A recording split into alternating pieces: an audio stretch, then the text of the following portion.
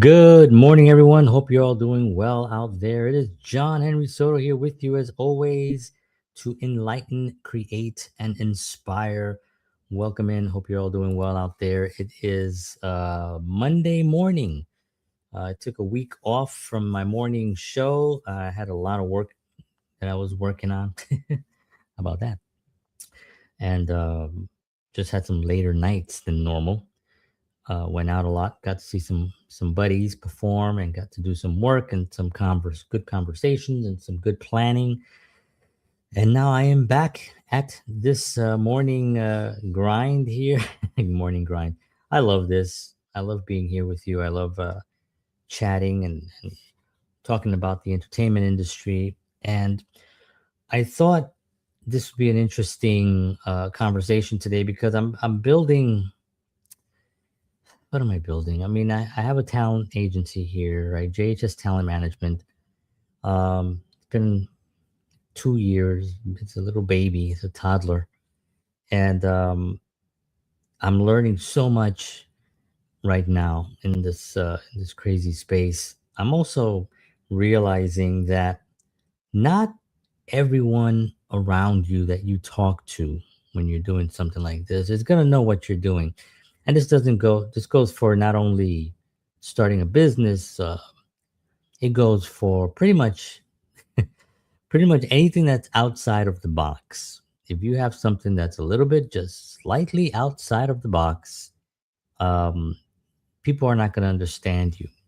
And it could be someone very close to you. It could be a spouse, it could be your mom and dad, it could be one of your siblings, a cousin, a really annoying cousin that's always like, "Why are you doing that? Why are you doing that?" That kind of thing. Um, and it's very challenging. So on this show, I try to enlighten on what I'm working on, to create and to inspire. This show is a little bit also, for me, it's a daily affirmation on what I'm working on, an acknowledgement. It's my support system. And I hope I can be supportive to all of you, because the entertainment industry is changing faster than ever right now. Artists today are expected to be creators, they're expected to be marketers, entrepreneurs, and performers all at once. And while technology has opened new doors for musicians, actors, filmmakers, and content creators, it has also created new challenges. Many talented people struggle to find guidance, professional support, and trustworthy representation that genuinely has their best interests at heart. And that's kind of what I fall into. And I thought I will talk about that today, about the process and the progress that I'm making as well. Before I jump into that, just want to let you know also about the Wellness Talk with George Batista on Sunday nights. Check it out. I'm on there now as well as his sidekick, so to speak. And we have great conversations about wellness, and we talk about, um, gosh, we go into pretty much any subject that you can think about with wellness, but also body, mind, and spirit wellness. They're all important, and we cover that on Sunday night. So check that out. It's Wellness Talk. You can with George Batista, and we have a fun time over there. Okay, so what can I say here, right? Um, I started in New York City, and a very, very long time ago, I had this idea in my head for quite some time, believe it or not, over 20 years, maybe 30 years. Um, of Because I was an artist. I am an artist. I still perform. I'm still an actor. I direct films. I play music, and but I was a musician back then. I had a band, and I was playing and recording and doing what you do in that world. But I always thought, in the back of my head, I always thought about the management side of it.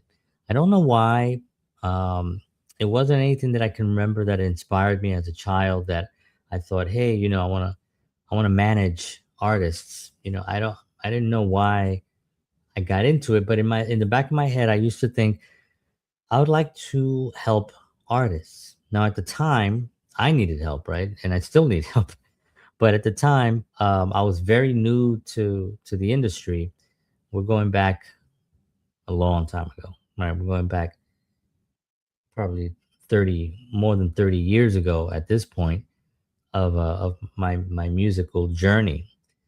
And but I did have a um, wonderful people that inspired me. Uh, George Batista, who I do the wellness talk show on Sunday nights, him and I are cousins. We played together in our first bands. We learned to play together. We grew up together. So working with him was very inspiring. Other musicians that I met along the way as well, um, encouraging people. Some of the venues had really encouraging people at the clubs, and George and I would talk a lot about music. I mean, it's still an obsession, and we still talk about music, and um, it's that was just part of our DNA at that point. But I always thought, man, I'd love to do something where it's a industry, a business. So as I got a little older, or I got more into the industry, and um, I started something that was called Full Belly Planet. Full Belly Planet. And I had a guy even draw, we're going past over 20 years now, draw a little character of kind of me with like a full belly and kind of his kind of dressed really cool at the time for the time, I guess. I wish I could find that character. The guy who drew it, I can't even remember his name, but it was really a great. It was a kind of a caricature that he did, and this was way before AI, way before AI can spit it out. This was a guy who actually sat there and drew it, and I think I only paid like $25 for it, I think, which was kind of ridiculous when you think about it now. But I did the whole thing. I had a little team that I put together, and we did one event, which didn't go great. Let's just say that we sponsored one event. We had some artists. I set up the equipment. It was at the one of the churches, and it went well, but not great. And I remember at the time thinking that I was comfortable in that environment. It was a little chaotic. I had to have the answers. I had my clipboard with everything that we were doing, and I had the rundown. Again, this was before we I think I mean we had cell phones back then 20 years ago, I suppose, but it wasn't like we didn't have smartphones. We didn't have nothing as close as what we have now for marketing, and there was no Facebook, and there was no you know um anything else basically. So it was a it was interesting. I wanted to do it. I wanted to start it, and it fell apart, but I remember I invited the team to my house, and I had printed out um, our agenda. I had everyone on the table, and I remember doing this as if this is what I'm supposed to be doing. This is how you do it. I didn't know at the time that I was sort of learning. I mean, I knew I was learning, but I didn't.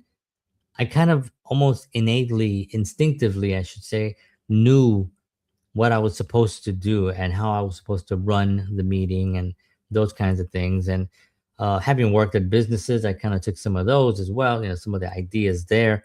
But anyway, I did this, and then I got back into music again, and I started playing music. And then I got into film, and I got into the front of the camera. But again, when I got in front of the camera, I enjoyed that, and I did a lot of work in New York City in front of the camera as an actor. And then, but I was always looking at the behind the camera. I was like, oh, well, I'd like to direct. And I remember writing my first script. I had an idea for a script, and I had an actress that I had just worked with, and a team that I had just worked with that we just got along fantastic. And I thought, let me write the script and then send it to them and see if they want to shoot it. I don't know. What am I gonna? What do I have to lose at this point, right? I was playing in the band, and I had no idea what I was doing, but I just thought that's how you do it. And it turns out that is how you do it. You know, you just get in communication with people, and you talk about the things you want to do. So I sent that out. We they loved the idea. We did it. We shot our first project. It went to a lot of festivals, and I just almost naively just thought, oh, this is how it's done, you know.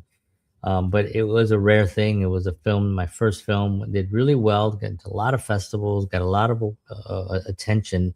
I think I was nominated for a few things.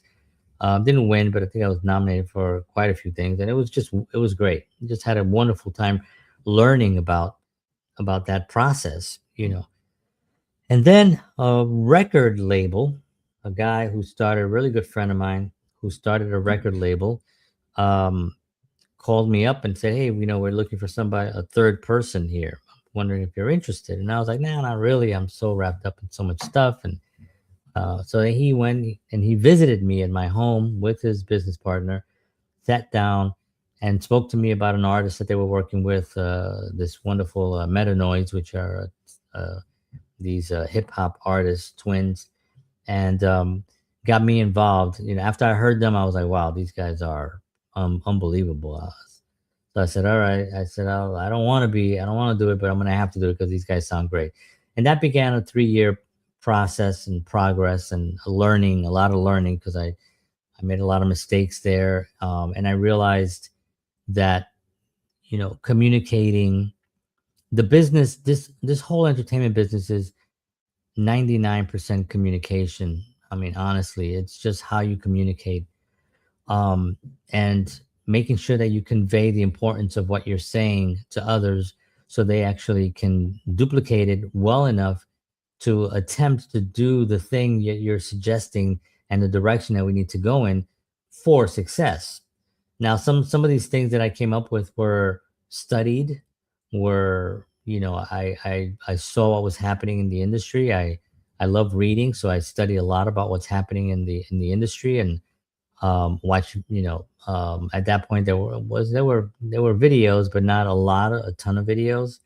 But I did a lot of reading, so I would, it would come from that. Not to mention my own mistakes and the things that I've learned from running the band in my world. So all those things put together, that's how I manage things. And I learned, you know, and I learned and I made mistakes, but for the most part, I knew that that seemed to be a really comfortable place for me. At this point, I was already older. You know, I had done some of the music stuff. It had done, you know, done well. I've done films, and I thought this would be my next direction is going to be into building something. And but starting a talent agency in 2026 or in 2024 when I started it, um, is more about really booking gigs and negotiating deals. It's about helping artists navigate an increasingly complex landscape where success often depends on being building relationships, creating opportunities, and developing a long-term career strategy. So all those things were what I'm working on myself, right? I'm doing those things for myself, right? I want to have a long career. I want to have be in the industry. I want to shoot some more films. And I thought, what better way than to start a talent agency, learn and help artists at the same time? I can learn about the industry. I can dive in. I could find a mentor, which I haven't been able to find yet, but I'm looking for a mentor in the industry that can really help me navigate and just teach me. And you know, I'm a very thick-skinned Puerto Rican from the Bronx. I got my little Puerto Rican hat. Next week is the Puerto Rican Day Parade, so I'm representing my peeps here. But you know, I'm very thick-skinned, so I can take a lot if somebody wants to. Well, not abusive language, obviously, but you know, I can dish it out, and I can take it and dish it out, right? So I think it's, you know, that part of it. I thought, you know, this would be a perfect opportunity to blend my experience with helping others. And how can I do that? Well, I gotta have some type of an agency. And when I first originally started, you know, I thought, man, you know, I'm gonna just sign a lot of people and bring them on and have conversations with them and help them.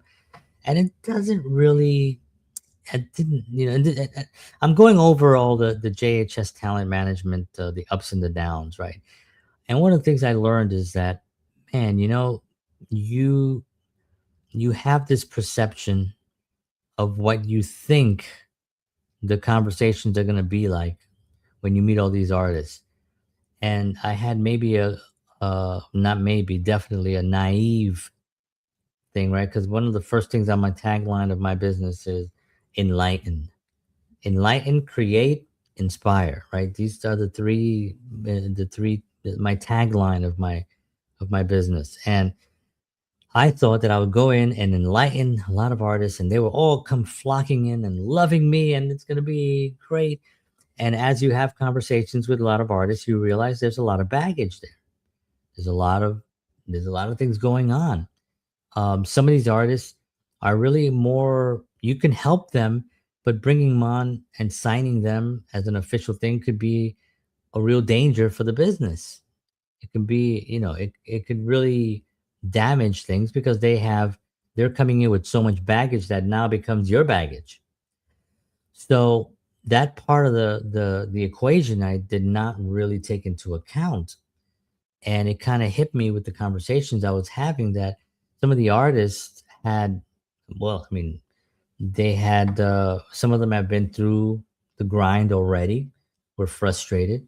Some of them had responsibility issues where they thought everyone was doing something to them, and they took no responsibility for any of their own actions.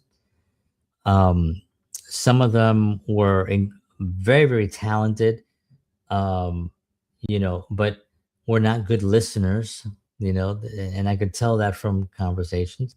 And so I kind of pulled back. There are a couple of artists now that I still follow that I really treasure and that I love to watch go perform, and that they're great people. And we haven't worked together officially, but I keep supporting them any way that I possibly can. And then I met one artist.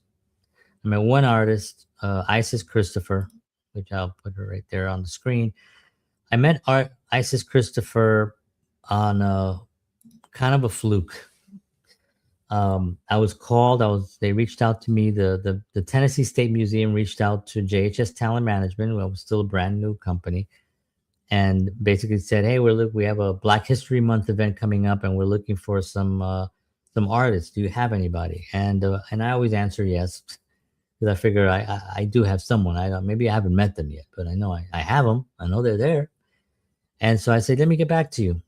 So I reached out to a bunch of my buddies, and Chris, who's a really good friend of mine, who works. He's the guitarist for Soul Chess, and I just saw him play about a week ago. Really amazing show as always.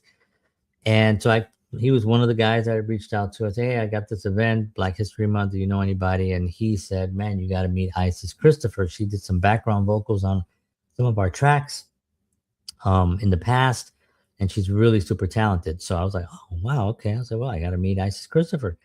So I got her information. I met her. We chatted. I heard some of her music. I was very impressed. Didn't have a lot to go with. I kind of had to go with a little bit of instincts just from having a conversation with her. I liked her energy. So I said, "All right, cool." So I submitted her to the museum. They loved her. They said yes. She performed.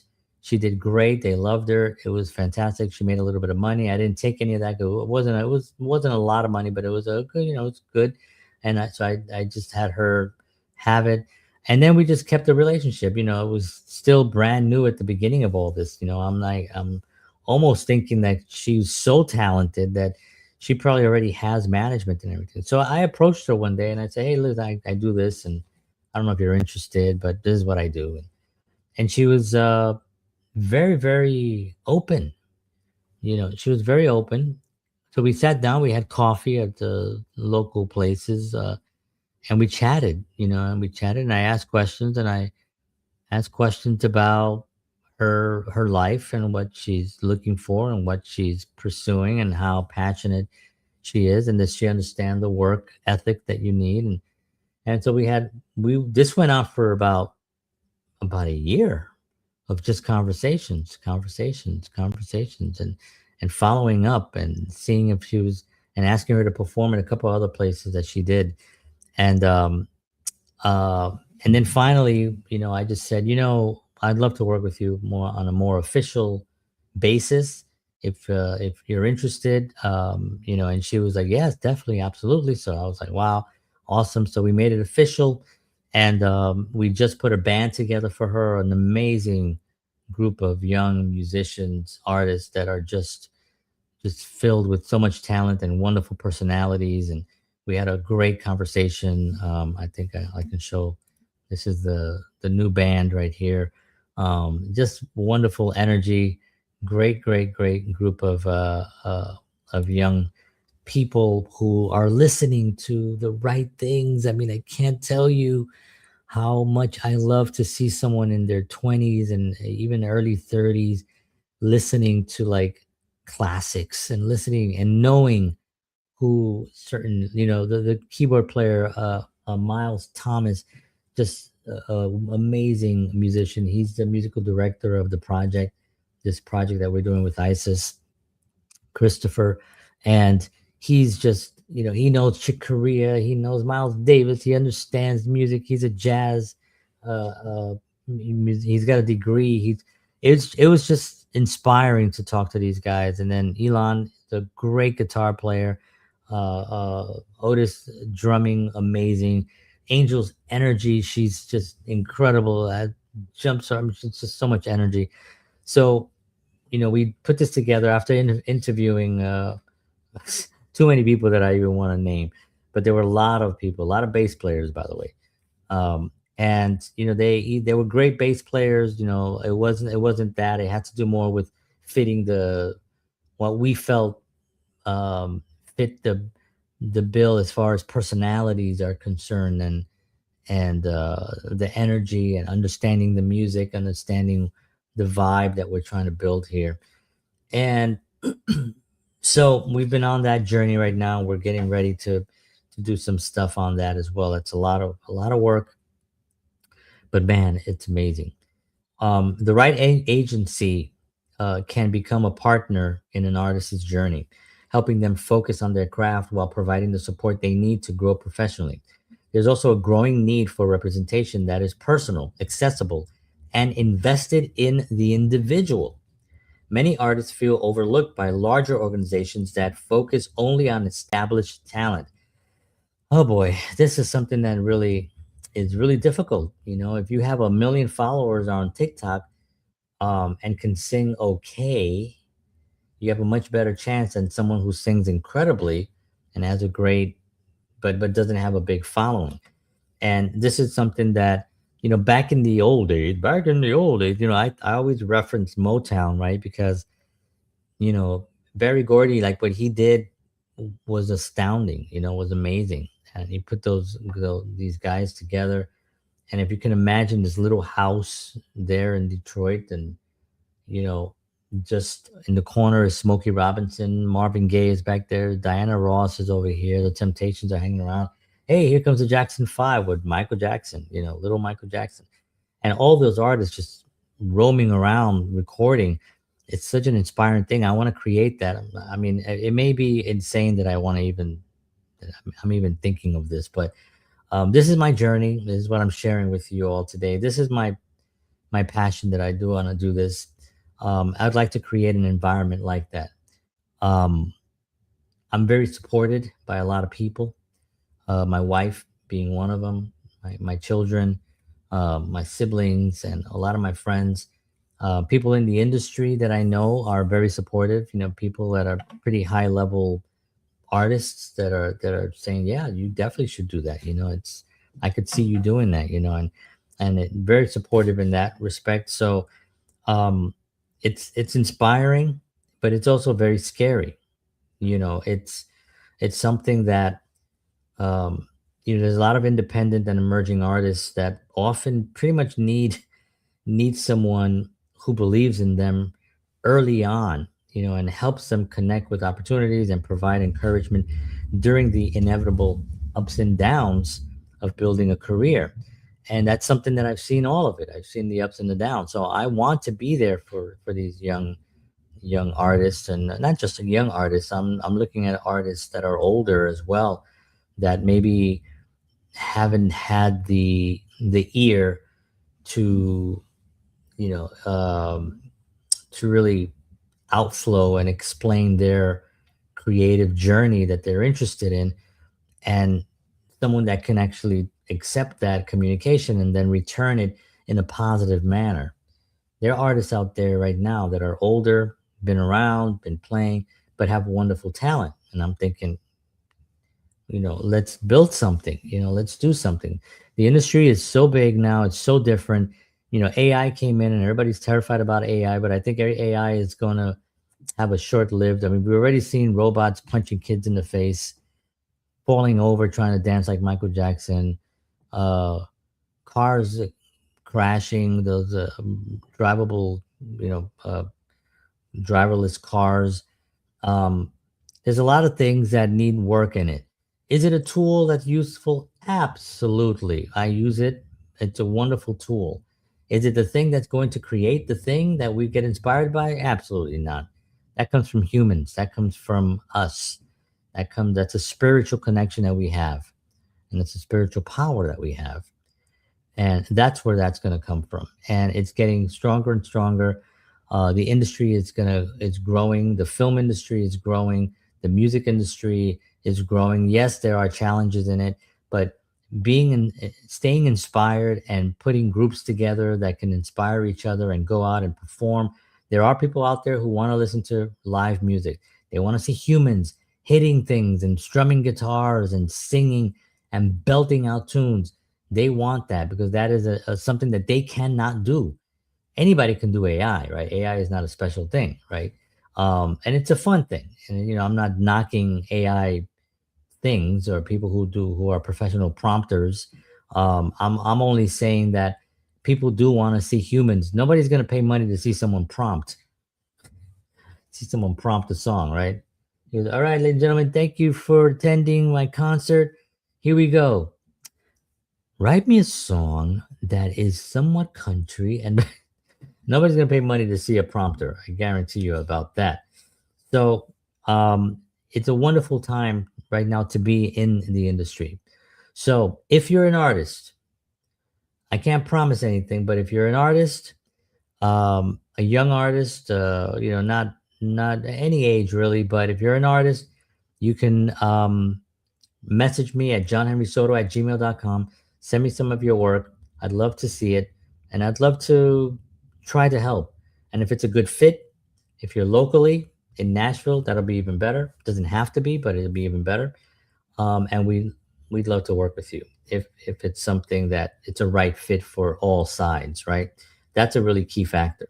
So as I'm wrapping up here, as I spend more time working with artists, filmmakers, musicians, and creators, I realize that the industry needs help, and I'm not arrogant enough or confident enough, for that matter, to think that I can be that sole help. Obviously, there's a lot of people out there doing amazing work, and I want to team up with them. I want to join an organization that's doing well in that industry and be able to give the 2 cents that I can bring to the table that can maybe complete that $1. Maybe they're driving around with 98 cents right now and they need those 2 cents. So I figured, you know what? Why not me? Why not little John Henry Soto from the South Bronx, Puerto Rican, musician, filmmaker, and passionate artist? Why not me to help these artists navigate? And what I'm going to be doing now is my journey. I'm going to give you a little bit of some of the topics I'm going to be talking about. Today was literally building JHS talent management. That's what I was talking about. Tomorrow, and I'm going to give you a couple of titles. I'm not going to go in order of what we're doing, but I have to hear things like that. I'm going to be talking about what independent artists get wrong about their careers. Man, I've met so many independent artists, and I can actually now, from these conversation, I can pull out the do's and the don'ts. I can see what they're doing, and I could see. And sometimes I advise them, and sometimes they don't ask for it. So I keep shut. But if they look like they need help or they ask questions, I will offer my 2 cents in it. We're going to talk about Isis Christopher, and we're going to talk about the growth pattern that we're putting together. Why networking still matters. Networking matters, folks. It's still, you still got to go meet people. They gotta be people out there that can hear what you're doing, see what you're doing, be inspired by it, and decide, hey, you know what? Maybe there's a chance here for, or there's a space here for this dude or dudette. Creating opportunities instead of waiting for them. Behind the scenes of organizing a writers round, which I've done one. So I guess I've done three, uh, two of my own and one with a group. So I do what's called the You Are the Magic concert series, and I do those.